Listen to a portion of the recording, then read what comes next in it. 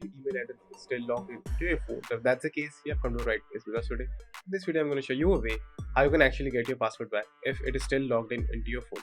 So firstly, what you do is just simply go to your phone settings, then just simply search for Google, then just simply open the second option, which is the system setting. Now click on your email address and choose the email address that you want to get the password of. Now click on manage your Google account, then slide towards the left hand side and click on security. Now just simply scroll down until you find password manager. Now click on password manager, just simply search for Google.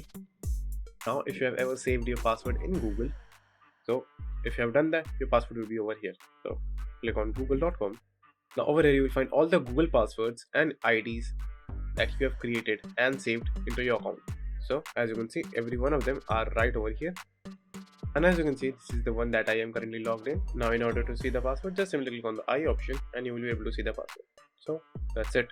And thank you for watching. And do like and subscribe to my channel. And take care.